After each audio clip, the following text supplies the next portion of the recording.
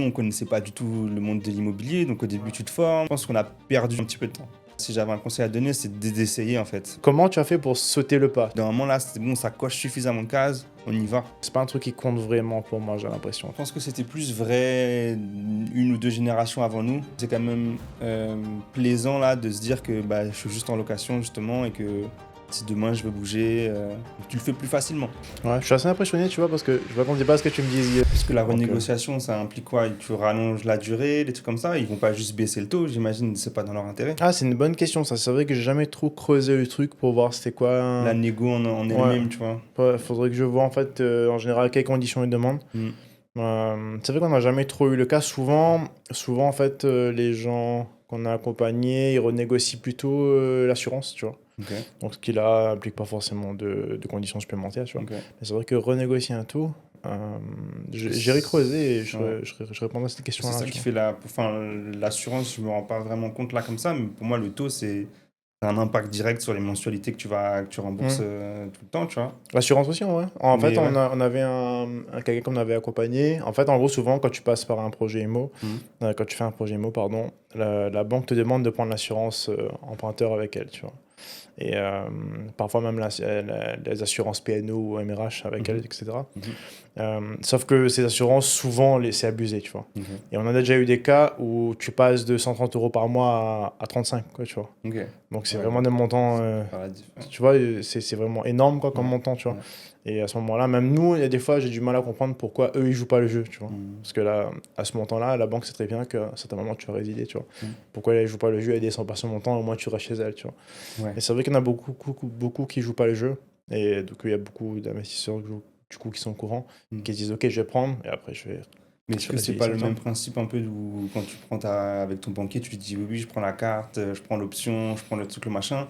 Lui, il prend sa com sur le moment, mais je pense qu'il y a un jeu induit où il sait très bien que dans 6 mois, tu vas résilier ou tu vas l'option sur ta carte, tu vas Ouais, l'enlever. c'est Enfin, tu vois peut-être ce que je veux ça, dire? ouais. Ouais. Il y a peut-être un peu de ce truc-là où en fait, lui, il sait que tu vas résilier, tu vois. Mais après, ce que je comprends pas, c'est pourquoi la banque, elle baisse pas juste son montant-là, tu vois. Parce que finalement, c'est plus Sur intéressant que l'assurance, tu tu veux restes dire? sur le long terme, ouais. Ouais. C'est plus intéressant que tu restes sur le long terme avec elle plutôt que. Non, mais c'est pas vraiment avec elle, puisque tu passes par Ouais, c'est une une délégation société. générale. Peut-être que eux, c'est juste qu'ils ont un taux où tu vois, il faut qu'ils souscrivent. C'est à l'acte en fait, si tu veux. Ah Après que ouais. tu restes ou que tu restes pas, eux, ils ont leur quota à l'acte. Ah Quand ouais. tu as souscrit le prêt, Ouais, c'est tu as peut-être pris ça. l'assurance avec eux. Et puisque je pense qu'ils ont comment dire, des contrats avec les assureurs. Oui, c'est ça, tu Mais vois. après, il n'y a pas forcément de suivi derrière sur est-ce que le client il reste ou pas. Je sais Ça pas, peut en être, vrai. peut-être ça. Après, je pense que c'est pas le truc sur lequel ils mettent plus l'accent, tu vois. Hum, hum. Euh, On va faire un petit retour vers le futur. Ouais. Est-ce que tu peux te présenter, s'il te plaît, Jérôme? Ouais, Jérôme Casirus, j'ai 33 ans, je suis père de 2 enfants, marié. J'habitais à la Rivière-Saint-Louis, j'ai déménagé à la Ouais. Saline là il n'y a pas longtemps, comme je te disais. Et voilà, je travaille dans une entreprise qui fait de l'informatique, de la cybersécurité, du développement d'applications, etc. Et donc voilà, et j'habite à La Réunion, ça va faire presque 5 ans là. Ça fera 5 Ouais. ans en février, Ok. février prochain. Et t'as lancé ton projet il y a combien de temps encore? Je m'en souviens même Et plus, le tu vois. projet, alors on l'a lancé, puisque ça a été assez long, on a fait pas mal de travaux, mais on l'a lancé, c'était début 2024, voire même fin 2023. Ouais. Fin 2023 vraiment, et tout début 2024, en fait, il y a eu les travaux, et on a eu le projet livré, si je dis pas de bêtises, début octobre Ouais. 2024. Et après, là, au Donc, niveau de la location, c'est parti assez vite aussi, je me et la souviens. location est partie super vite. Franchement, en une journée de visite, il y a eu 4-5 personnes. Après, nous, c'est une colocation 4 chambres. Mais après, ouais, ça s'est loué assez vite. Bon, là, on n'a pas encore assez de recul pour vraiment mesurer les rotations, etc. C'est quand même une cible très étudiante. Donc, ça joue aussi avec les rentrées, etc. Donc, bon, là, on n'a pas encore vraiment assez de recul. Mais pour l'instant, en tout cas, là, à l'heure actuelle, il est plein. Ouais. Il y a eu un peu de battement là sur juillet-août Ok. entre des étudiants qui sont partis et le temps que les autres reviennent. Ça a fait qu'il y a eu un peu de battement sur le mois d'août, Ouais. globalement, où on avait une chambre de louée sur 4. Bon, heureusement que ça n'a pas duré trop Ouais, ouais. longtemps. Ok. Mais donc, ouais. Ouais, le temps des vacances et des sorties rentrées, quoi, tu vois, t'avais ce C'est truc-là. ça. Après, je te dis, on n'a pas encore assez de recul pour voir comment est-ce qu'on peut anticiper ça. Après, là, Mm. je touche du bois, mais on a des personnes qui rentrent là en première licence, en première Mm. année de licence, Mm. pardon. Donc, bah, j'ose espérer que s'ils sont bien dans l'appartement, ils Ça restent au reste ça. moins 2 3 ans, quoi. Ouais. Voire plus après si je leur souhaite de faire un Mm. master ou autre. Mais donc, ouais, moins t'as de turnover, mieux c'est. Surtout si les Ouais. personnes sont bien. En plus, là, on a eu de la chance, c'est que les trois se connaissent. Mm. Ils se connaissent d'avant, donc je me dis que bah voilà, ça favorise le fait qu'ils soient bien entre eux. Mm. Bah pareil, ça, on a découvert ça un peu aussi, la colocation, le fait Mm. d'essayer de matcher des gens qui s'entendent ensemble pour que Ouais. bah d'une, ils s'entendent pour bah, limiter justement Mm. les rotations. Et puis d'essayer de trouver des gens à peu près fiables ou en te disant que bah ils vont prendre soin de l'appartement, etc. Ouais. Là où en plus la cible étudiante, ça peut parfois, voilà, tu sais, de trouver des gens fêtards mais pas trop, Ouais. fumeurs ou autre. Enfin voilà, bon, faut Ouais. trouver un juste milieu et bah c'est presque du profiling un peu sur Ouais, un moment clairement. d'une Ça fait visite ça pour en vrai, essayer de ouais. capter un peu C'est des clairement trucs. ça.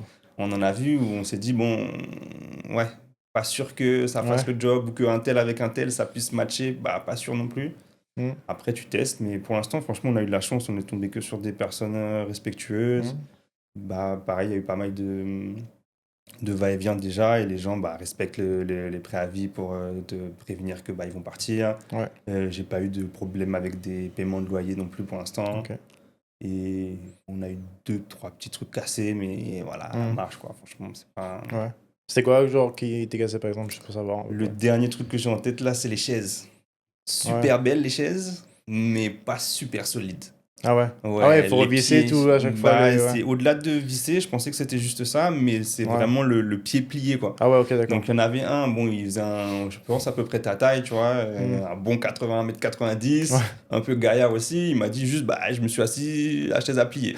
Bon, tu t'es pas blessé, c'est l'essentiel. Et là, encore là, avec les nouveaux qui m'ont envoyé un WhatsApp il y a quoi, 2 semaines, Ouais. pareil, qui m'ont dit, je les avais prévenus en plus, hein, je Ouais. leur ai dit, attention les chaises. Donc, la chaise qui avait cassé, on l'a changée avec quelque chose d'un peu plus robuste. Mm.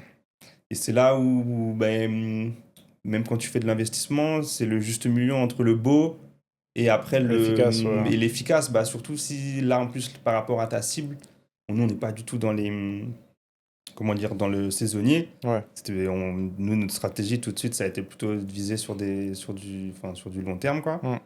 Et bah, c'est ça, entre le beau et l'adapter aussi par rapport à ta cible. Mm. Donc là, je pense que bah, on va. Dans notre déménagement, on a racheté des chaises, donc je pense qu'on va leur Ouais. donner les chaises qu'on a Ok, rachetées d'accord. nous, Ouais. et on va se racheter des chaises nous.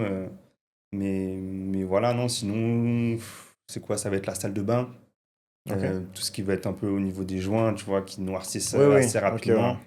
Et Ouais. ça, même si on a mis en place une prestation de femme de ménage qui Mm. passe toutes les 2 semaines.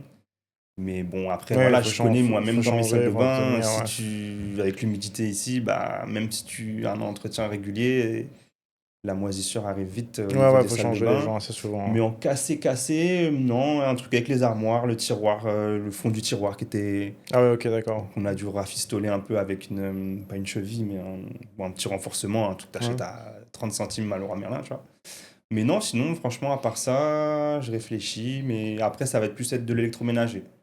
Ah bon? Ok. La machine, on a dû faire intervenir le SAV, elle Mm. séchait plus. C'était une lavante Ouais, ok. séchante. Donc il y avait juste la fonctionnalité sèche qui fonctionnait, enfin qui a eu un bug à un moment donné, mais donc Ouais. le service SAV est intervenu. Mm. Hmm. J'ai eu la réactivité côté interlocuteur direct. Après, c'est plus bah, le temps d'intervention qui.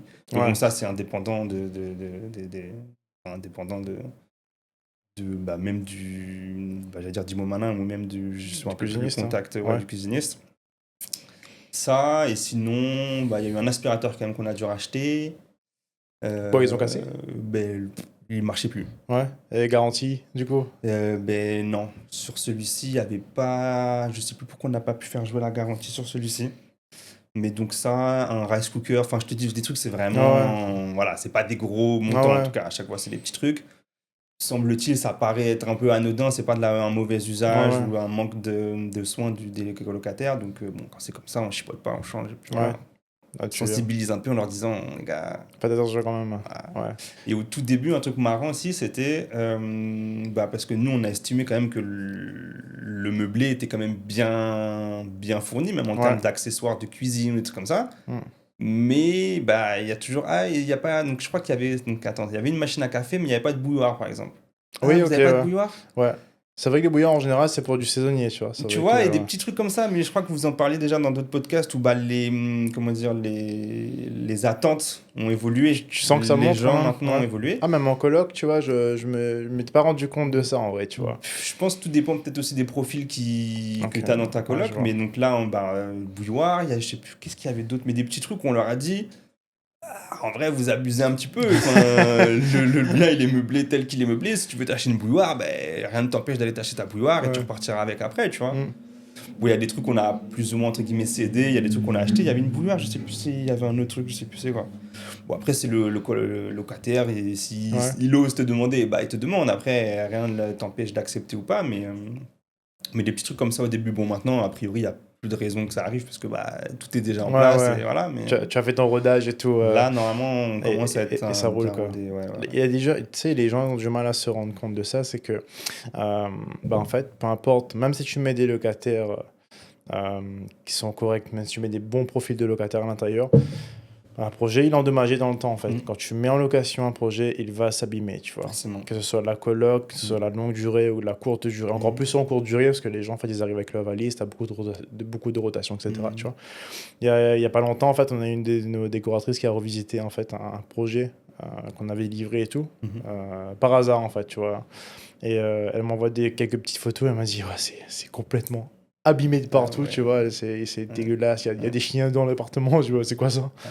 J'ai dit, bon, écoute, d'accord. Quand tu vois la différence entre ce qui est livré et ce qui est maintenant, bon, c'est géré par un gestionnaire. Bon, a priori, ça se passe bien quand même, tu vois. Mais tu vois, c'est là où il faut arriver à se détacher de ce projet-là, en fait, et dire, OK, c'est de l'investissement, ça va être abîmé, je ne vis pas dedans.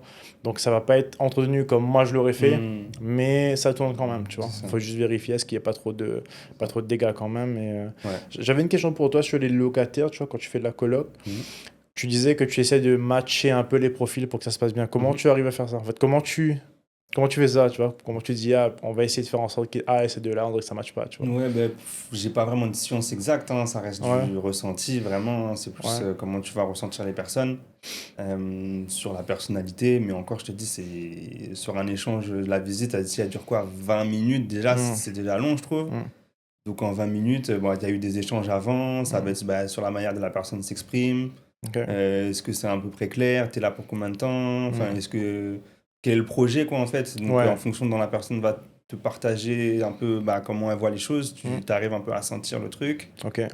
Il y a surtout de ça. Il y a des personnes qui n'avaient jamais fait de colocation, qui sortaient de chez leurs parents, des trucs comme ça. Bon, voilà, c'est des petits indices, on va dire, des petits débuts de piste. Mais après, encore une fois, voilà, ça, je te dis, j'ai aucune science. Et après, j'ai l'impression quand même, toi et ta chance, hein, parce que y a quelqu'un qui peut te faire bonne impression lors de la visite, et puis au final, j'en sais rien, il a des mauvaises fréquentations, ou des trucs, ou des machins. Enfin, après, tu maîtrises pas. Il peut se passer tellement de choses, c'est ça.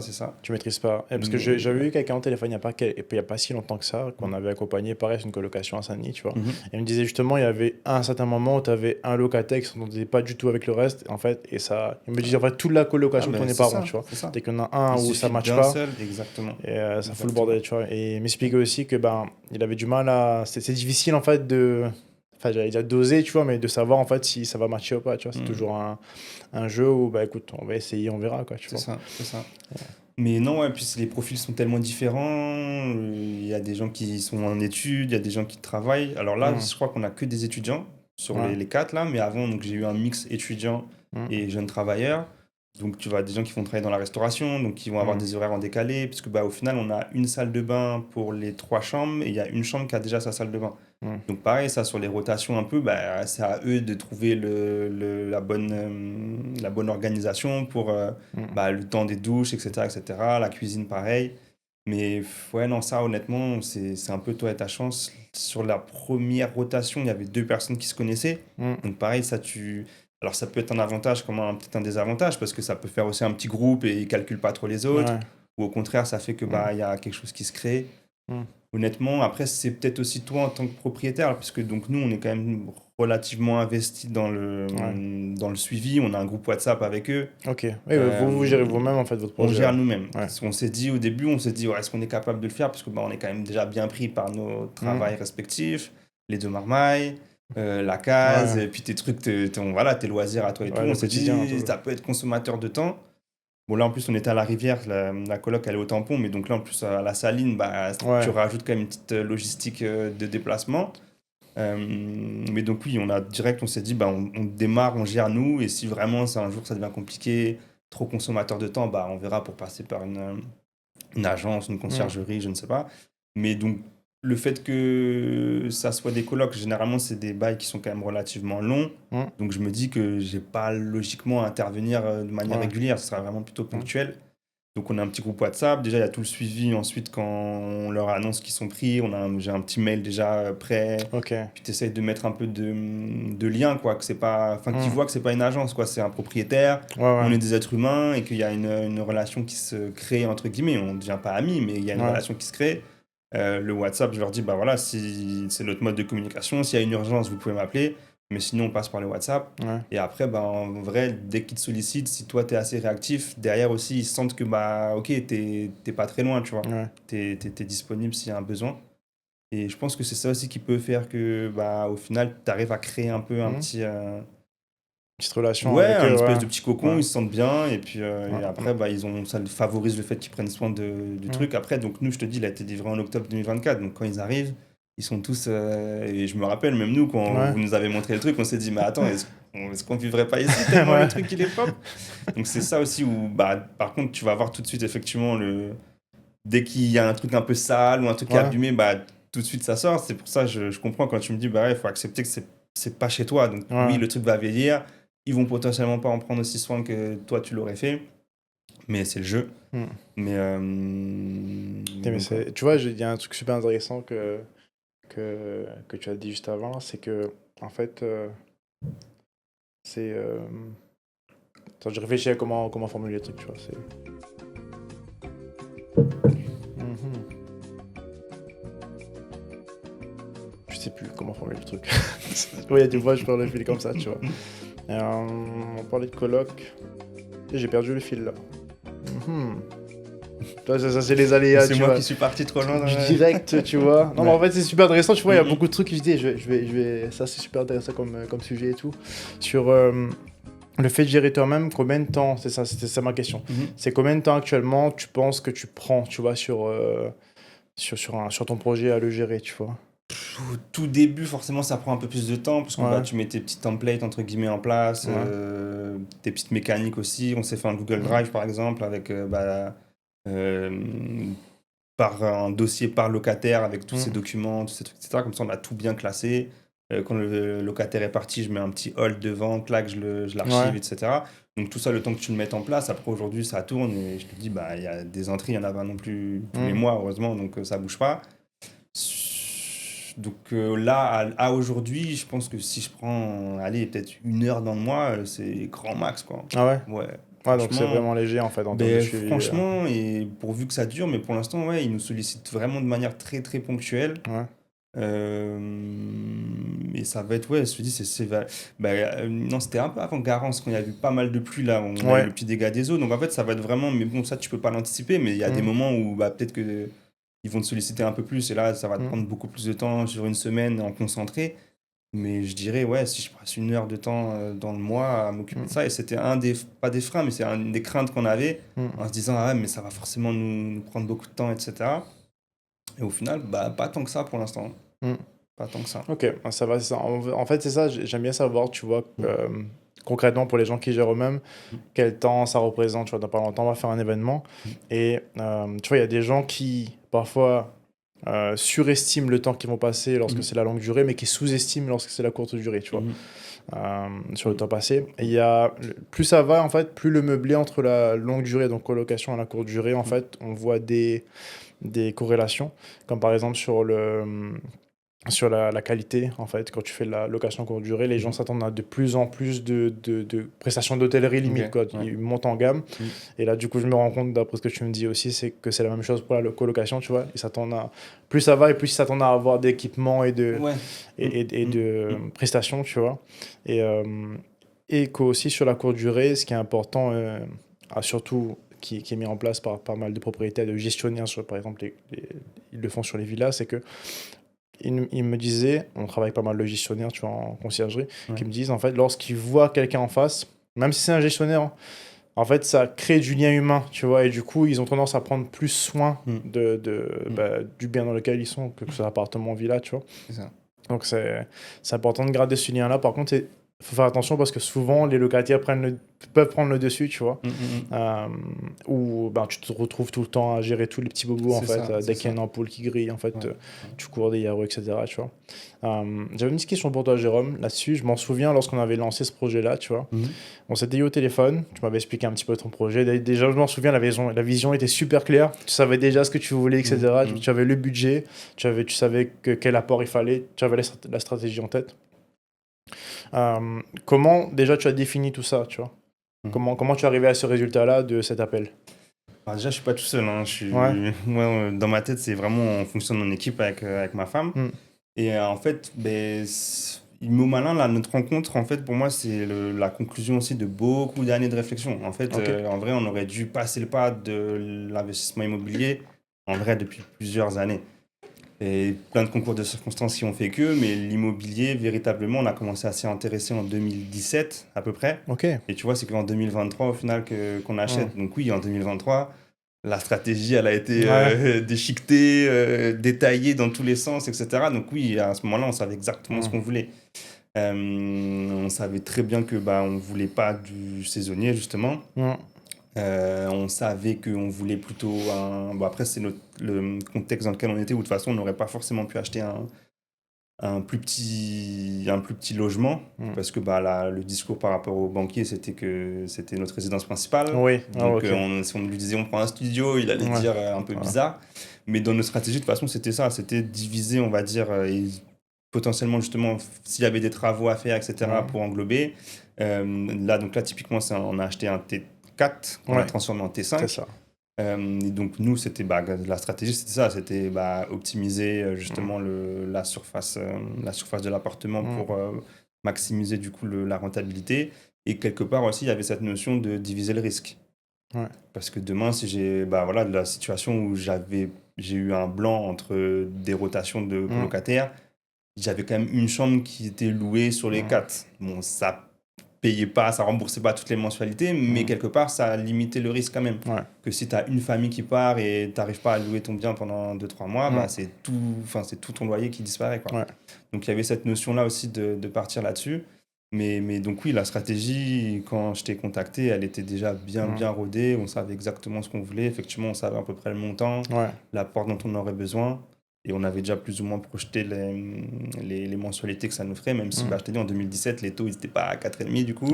Donc on a revu un peu, et je pense que dans notre réflexion, ça a à un moment donné fait aussi que ça a traîné un peu, parce que on voyait les taux monter, donc on se disait, est-ce que c'est le moment? Ou au final, on aurait peut-être pu le faire avant, mais bon, sans regret, aujourd'hui, on est super content de l'achat qu'on a fait. Et donc, non, la stratégie, elle était... je suis assez impressionné, tu vois, parce que je m'attendais pas à ce que tu me dises qu'on a commencé à travailler ça en 2017, tu vois. Si, ouais, c'est vieux. Parce qu'on s'en rend pas compte forcément, tu vois, du temps que ça prend, en fait, de mettre en place cette stratégie, même juste mentalement, tu vois. C'est ça, et puis nous, on connaissait pas du tout le monde de l'immobilier, donc au début, tu te formes, et ça te parle plus ou moins. Ok, meublé, pas meublé, après toute la partie fiscalité. Sous quel régime je mets ça, c'est quoi le plus avantageux pour nous, enfin... Après, voilà, est-ce que je fais de la longue durée, de la courte durée, enfin, où est-ce que j'achète Donc au tout début, on était en métropole quand on avait les premières réflexions. C'est super vaste en fait. Où est-ce que j'achète, sur quoi je me cible comme type de population. Est-ce que je vise plutôt des villes étudiantes? Est-ce qu'au contraire, je vise plutôt des villes où il y a un fort dynamisme commercial? Enfin, franchement, c'est pas facile. Hein, et puis de passer le cap. Tout l'éventail de choix et tout. C'est ça. Donc déjà, où je pose mon idée. Après, je pense, là, si j'avais un conseil à donner, c'est d'essayer en fait. D'essayer. Typiquement, à un moment donné, on a acheté pour notre résidence principale. Et dans ma tête, je me suis dit, si j'achète, c'est une menotte un peu que je me mets. Et au final, bon, on l'a revendu. Donc, bah, tu récupères une capacité d'investissement, d'emprunt. Et donc, tu peux repartir sur un autre projet. Donc, c'est de verrouiller un maximum de choses, mais de pas forcément trop tergiverser. Ouais. Il faut prendre le temps. Je pense que c'est des montants de toute façon qui sont. Alors après, tu peux investir à 40 000 euros. Bon, ça reste un montant important, mais sans forcément partir dans du 100, 150, 200 000 euros d'emprunt. Mais de pas trop tergiverser non plus, parce qu'au final, bah, si le logement, le bien que tu achètes, il a suffisamment de potentiel, tu arriveras à rebondir. Soit tu t'orientes un peu différemment, peut-être la cible à qui tu vas le louer, ou tu peux essayer de le revendre. Enfin, je pense que tu as toujours moyen de quand même trouver pour rebondir. Encore une fois, voilà, tout dépend du bien que tu achètes. Je pense qu'il y a quand même un certain nombre de critères à bien cocher, verrouiller, pour être sûr que tu vas pas perdre de l'argent. Mais je pense qu'on a perdu, entre guillemets, un petit peu de temps. Ok, je vois. Parce qu'en fait, en gros, tu vois, lorsqu'on s'est appelé, entre le moment où on s'est eu au téléphone et le moment où on a trouvé le projet à votre positionner, il n'y a pas eu beaucoup de temps en vrai, tu vois. C'est parti assez vite parce que quand on s'est appelé, ben, comme je te dis, la stratégie était claire, la vision était claire. Moi, de mon côté, je savais exactement quel type de projet en fait il fallait cibler en fait par rapport à votre stratégie, à votre budget, tu vois. Et en fait, j'ai vu un projet du coup qui est passé sur Marketplace. Ça, c'était un direct propriétaire. Et à ce moment-là, moi, j'ai fait l'étude sur papier. Il n'y avait aucune photo, il n'y avait rien. J'avais fait l'étude sur papier. C'était une résidence que je connaissais déjà, etc. On avait tout l'historique de la résidence déjà. Donc je savais même moi ce qui était placé l'appartement, tu vois. Mais quand je t'ai dit, genre, je t'ai appelé, je t'ai dit, j'ai un projet. La renta est dedans, tout est dedans. On visite, genre, je crois que demain ou après-demain. C'était le lendemain, je crois. Ouais, c'était le lendemain, genre 16h. Je t'envoie la fiche, il n'y avait pas de photo, il n'y avait rien. Genre, tu m'as dit, ok, on y va, tu vois. Genre, on a visité le truc. En sortant, tu m'as dit, let's go, tu vois. Comment tu as fait pour sauter le pas, tu vois? Parce qu'en fait, c'est parti très vite, tu vois. Comment tu fais pour sauter le pas? Je crois qu'on avait déjà même préécrit la lettre de promesse d'achat, je crois. Ah ouais, il me semble qu'on l'avait. Je t'avais dit, mais du coup, je prépare ça comme ça au cas où. Je t'avais envoyé un modèle et tout. On verrouille direct et ça. Parce que je crois que on l'a visité et dans la foulée, je me revois, on était assis dans le salon avec l'ancien propriétaire. Et il me semble qu'on a signé direct. Tu as signé directement. Juste après la visite, quoi. Ouais. On a visité déjà un appartement avec Imo Malin, avec Maya à l'époque. Je crois que c'était vers le Tampon aussi. Un peu plus haut, un peu plus haut, mais je crois que c'était au Tampon. Donc on s'était déjà projeté et en vrai, on avait vu déjà pas mal de projets que vous aviez réalisés. Et après, je te dis, donc c'est pour ça que je mets des réserves. On a perdu du temps, entre guillemets, entre 2017 et là, 2023, qu'on a passé le pas, mais au moins, ça a fait que je pense qu'on a passé toutes ces étapes un peu de psychologique, parce que c'est beaucoup psychologique, hein, les freins que je pense que tu te mets dans l'investissement, parce que ça fait un peu peur, etc. Surtout que nous, c'était un T4, donc on a emprunté plus de 200 000 euros, donc ça reste quand même des grosses sommes, quoi. C'est vrai. Mais du coup je pense qu'il a fait c'est que nous, on estimait qu'on était suffisamment renseignés, instruits sur l'immobilier, l'investissement locatif, etc. Donc on avait suffisamment confiance en nos connaissances. Et après, honnêtement, le feeling aussi qu'on a eu avec les différents interlocuteurs qu'on a eu chez Imo Malin, quand j'ai parlé avec toi, j'ai vu que tu as tout de suite compris vers quoi on voulait aller. Donc je me doutais que ce que tu allais me proposer, ça allait être plutôt pas mal. Le côté directement avec le propriétaire aussi, ça a été un argument assez décisif. Ah ouais? Pourquoi? Ouais, je me voyais ça, il n'y avait pas moins de frais potentiels avec l'agence, etc. Parce que le premier bien qu'on avait vu avec Maya, c'était une agence qui gérait le bien. En lien, on n'était pas directement avec le propriétaire pour l'achat, quoi.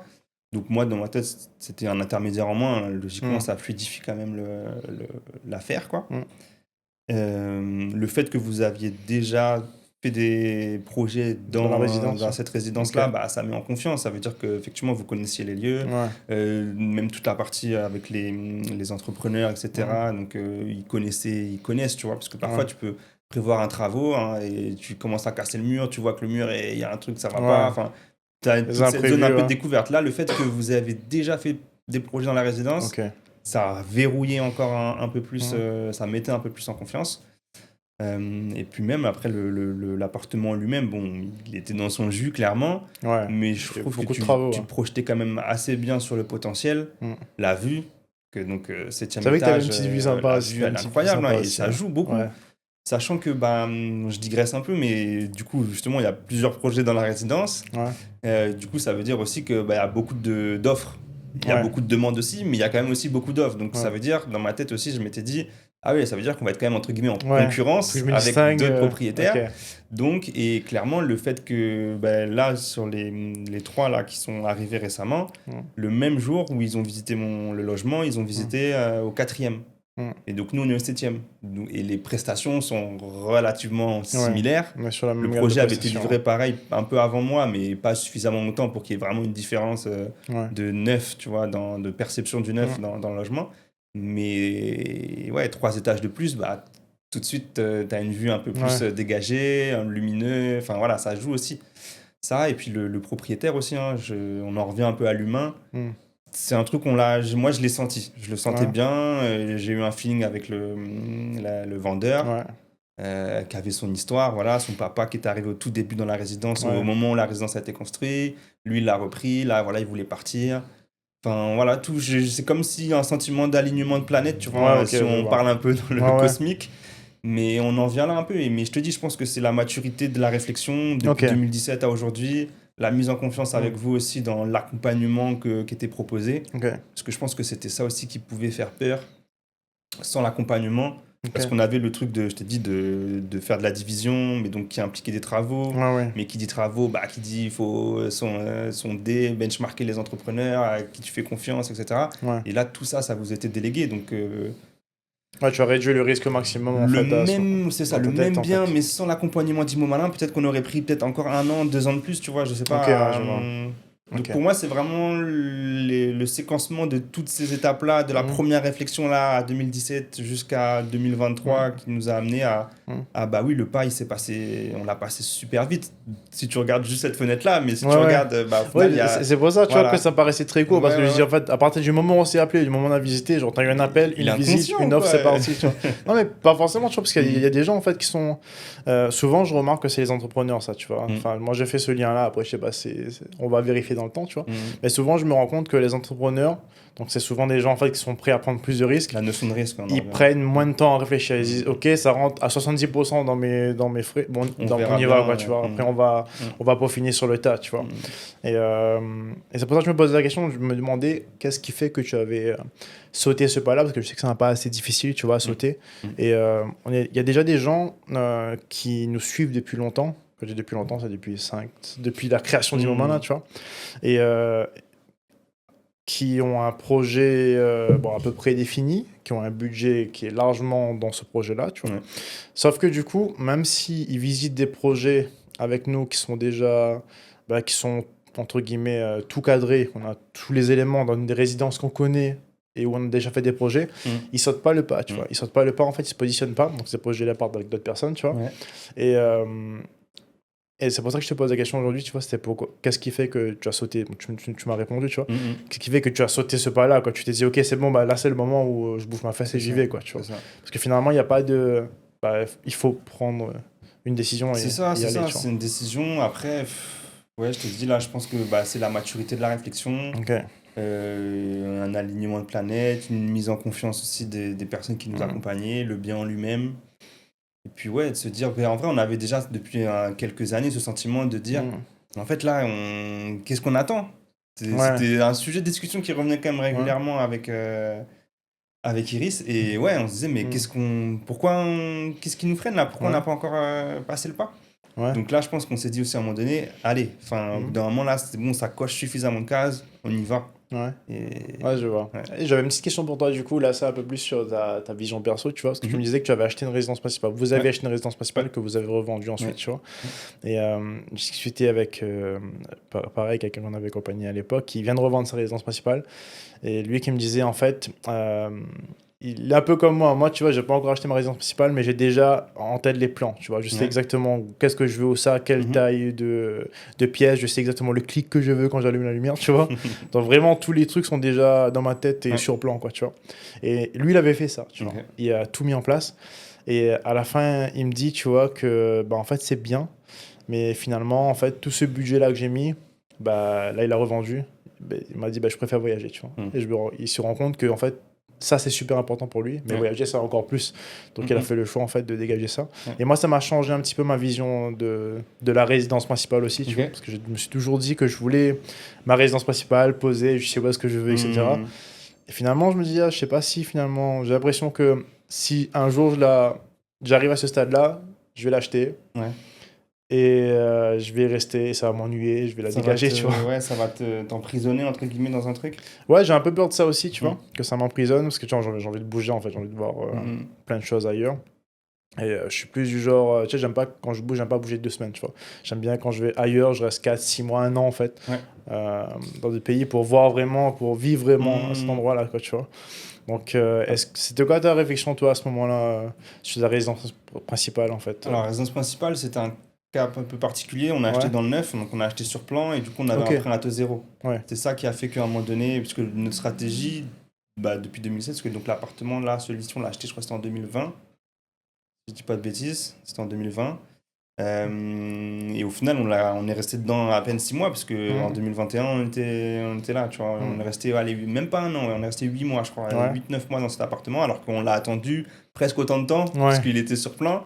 Et au final, on l'a eu, on l'avait mis, donc ça me parle, hein, le clic prêt, on avait mis des trucs sur mesure, enfin voilà, on l'avait décoré. Et bon, après, au final, tous les meubles qu'on avait achetés, il y en a plein qu'on a fait venir à La Réunion, tu vois, mais.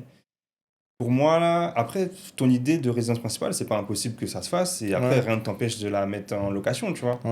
En fait, et ça me fait rebondir sur des propos que vous aviez, je sais plus dans quel podcast que vous aviez fait, mais c'est le détachement avec l'immobilier, en fait, enfin avec le bien.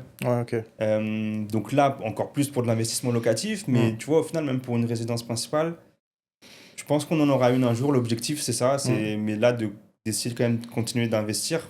Pas forcément dans les montants qu'on a fait là, parce que à un moment donné, de toute façon, la capacité d'emprunt, elle sera plus possible. Mais si on a la capacité à racheter peut-être un studio, à la rigueur un T2, c'est de se dire que ça se finance.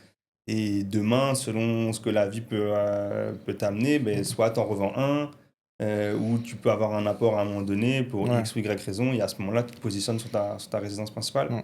Mais je trouve que c'est quand même plaisant là, de se dire que je suis juste en location, justement, et que si demain je veux bouger, en fait, tu le fais plus facilement. Mais pour moi, le fait d'avoir ta résidence principale, il ne faut pas forcément que tu vois ça comme un frein, parce qu'au final, à part si tu te dis c'est mon bébé, voilà, j'ai mis ça comme ci, comme ça, c'est ça le problème, tu vois. Mon truc. C'est ça, c'est qu'en fait, si moi, ma RP, en fait, personne ne rentre dedans.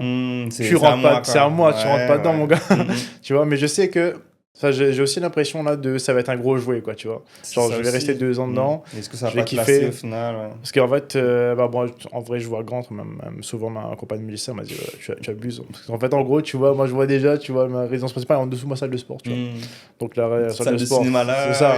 C'est ça, une salle de jeu sur le côté et tout, tu vois. Donc il fait 800 000 euros, tu vois. Et du coup, je me suis dit, c'est quoi, en gros, à la toute base, ma vision, c'était quoi c'est tu vois, j'ai des projets d'entreprise, je développe les entreprises. Avec les entreprises, tout le cash qui est dégagé, j'achète l'IMO, mais plein de balles, quoi, tu vois. Et quand j'ai envie, je revends tout le bordel. Et j'achète ma résidence principale, tu vois. Et finalement, je pense que c'est pas... Là, ma vision est en train de changer, tu vois. Déjà, suite à cette discussion-là, et même moi, en fait, en essayant de me projeter un peu là-dedans, je suis en train de me dire, les premières étapes sont bonnes, mais l'étape d'après, c'est peut-être pas, en fait, taper une ERP, tu vois, ça va être peut-être voir autre chose, voir ailleurs, tu vois, et avoir cette sécurité-là, en fait, quelque part, quoi, tu vois, plutôt. Oui, donc, la sécurité de ta RP, que tu la mettes dans autre chose, en fait. C'est ça, en fait. Parce que finalement, j'ai l'impression que c'est pas un truc qui compte vraiment pour moi, j'ai l'impression, tu vois. Quand tu creuses, finalement. Ouais, finalement, quand je creuse, j'ai l'impression que c'est juste un peu comme un jouet, quoi, tu vois. Tu sais, tout le temps, je raconte, même sur les réseaux, je dis, jouer 911, machin.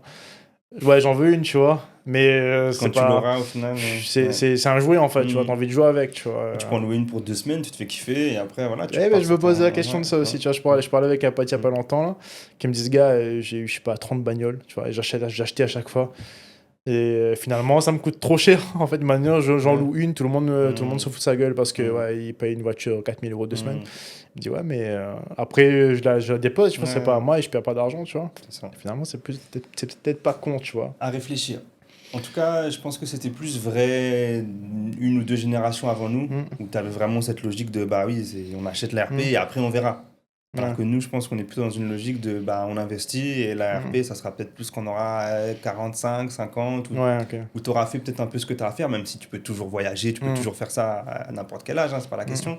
Mais où tu seras peut-être plus dans une logique de te poser, les enfants sont grands, si tu as des enfants, donc parce que c'est pareil, là, je me dis, te bloquer là, mais si demain ton enfant il veut faire des études à droite, à gauche, si tu as envie plus ou moins de le suivre ou de l'aider ou quoi, le fait potentiellement que tu aies utilisé ta capacité d'emprunt pour TRP, ça sera peut-être moins facile de pouvoir aussi, Ouais. tu vois, donner un coup de pouce à tes enfants.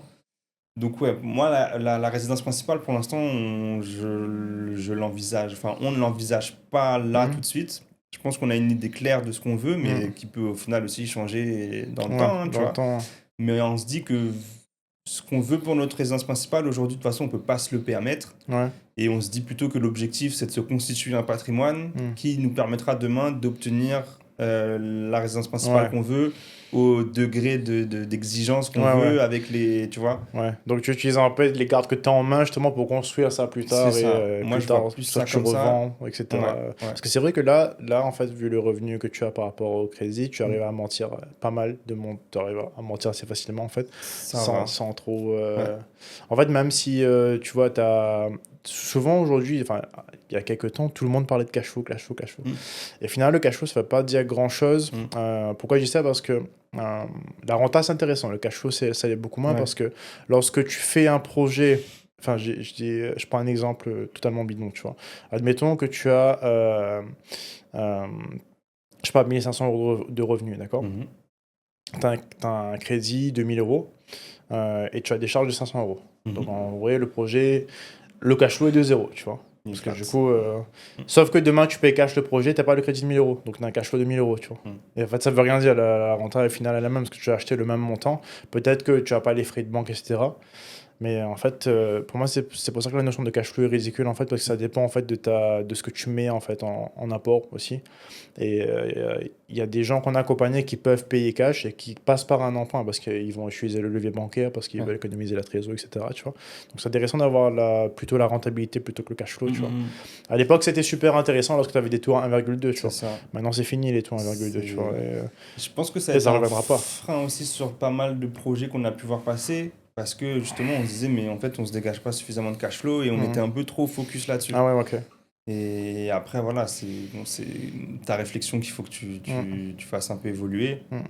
Mais ouais, je suis d'accord avec toi, la rentabilité, plus sur le long terme. De toute façon, l'investissement, enfin, l'immobilier en lui-même, généralement, tu vas dégager plutôt sur C'est des ça, vraies c'est du long rentabilités sur le terme. long terme. Après, surtout à La Réunion, parce que tu as une croissance démographique qui est assez forte et les prix de l'immobilier augmentent en fait. Ils font Donc, qu'augmenter. on avait fait un calcul il n'y a pas longtemps sur le tampon en moyenne au prix au mètre carré. Sur 5 ans, tu as pris quasiment 30%, tu vois. Après, il y a des particularités à prendre en compte quand même. Mais l'évolution est monstrueuse, tu vois. Et on a des clients qu'on a accompagnés sur Imo Malin qui commencent à revendre nos projets alors qu'ils étaient en autofinancement, tu vois. Et il me dit, j'étais en autofinancement et aujourd'hui, je suis à 34 plus-value, tu vois. Donc, en fait, c'est pas parce que tu fais du cash flow que, en fait, c'est pas parce que tu fais pas de cash flow que le projet est pas intéressant, tu vois. Clair. Donc, c'est important de le prendre en compte, mais c'est vrai que du coup, en ayant cette vision-là, toi, tu peux te dire, j'ai des cartes supplémentaires en main, tu vois. C'est comme tu dis, si en 10 ans, tu as des gamins qui veulent faire des études, tu te dis, ok, le prix de l'immobilier a augmenté. Aujourd'hui, je peux soit revendre mon projet, soit en fait utiliser une partie de la trésor si j'ai accumulé de la trésor, tu vois. Tu as des cartes supplémentaires que tu n'aurais peut-être pas en résidence principale. J'ai l'impression que la résidence principale, tu vas peut-être poser toutes tes cartes, alors qu'effectivement, tu aurais pu en garder une ou deux pour te permettre d'ajuster en fonction de ce que la vie a d'imprévisible, et ça te fait des mouvements supplémentaires pour J'avais une dernière petite question pour toi, Jérôme. C'est justement que vous avez commencé en fait à vous renseigner à partir de 2017. Qui est la première personne autour de vous qui a commencé à parler IMO? Ouais. Comment vous êtes rentré dans ce domaine-là, tu vois? Si je me souviens bien, pour moi, c'était un collègue d'Iris, qui lui-même était dedans, Christopher Wengen, qui suivait je sais pas si ça parle. Ouais, tout à fait.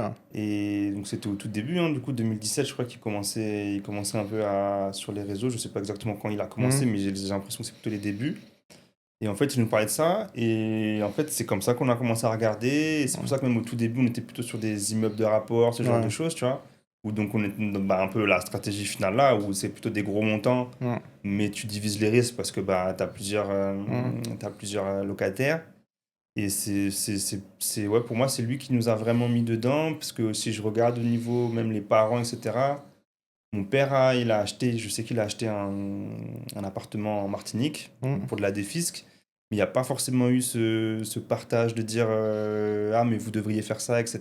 Parce que donc lui, ils avaient déjà leur résidence principale. Et donc, ouais, non, les amis autour de nous, même, ils ont plutôt acheté pour de la résidence principale. Si je regarde nos amis proches, on n'a pas forcément eu d'échanges autour de ça. Donc, ouais, pour moi, c'est cette personne-là, là, c'est le Kevin, pour le citer, comme ça, s'il regarde. Mais pour moi, ouais, c'est lui qui nous a vraiment déclenché un peu ce truc-là de s'intéresser un peu plus globalement à, ok, il y a moyen de faire quelque chose.